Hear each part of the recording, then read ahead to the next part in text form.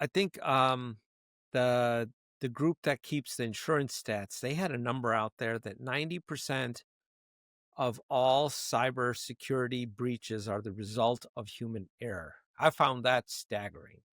Yeah. Well, and it Not speaks to because phishing. technology, not because of solar winds or, you know, Right. the Right. No. So think about it this way: if you are looking at per FBI statistic, how long it takes to break into a single organization, like to one organization and steal a single file that's moderately defended, it's hundreds of days.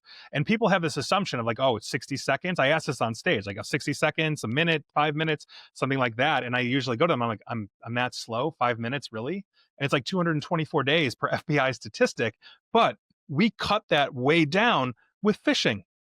that's If we're right. trying to break in technologically and hit your encryption or find a vulnerability in your firewall, it does happen. We get those cases, but 8 out of 10, 9 out of 10 that we see and the industry sees per the studies that you're mentioning are simply somebody fell for something. Somebody trusted when they shouldn't.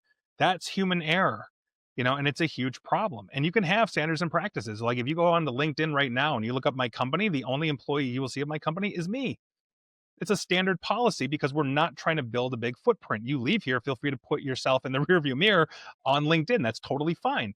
But if you are working for me, you are not saying that you are because we're targeted, as is every organization. It's not part of our marketing footprint. In the same way, we're building a new website. I'm not going to put who I work with on the website, or I'm not going to put products that we happen to recommend at this moment because one, those change, but two, I'm now building a roadmap and giving you a customer list. Like why would I do that, right? And organizations don't think along these lines.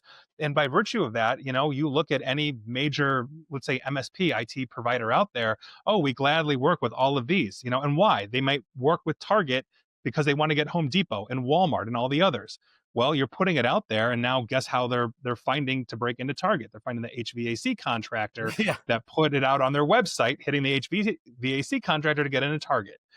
These are things that we don't take into consideration, but it really does come down to trust. And you trust your website's going to be secure. Well, maybe it is, but not necessarily Maybe the it's not. information.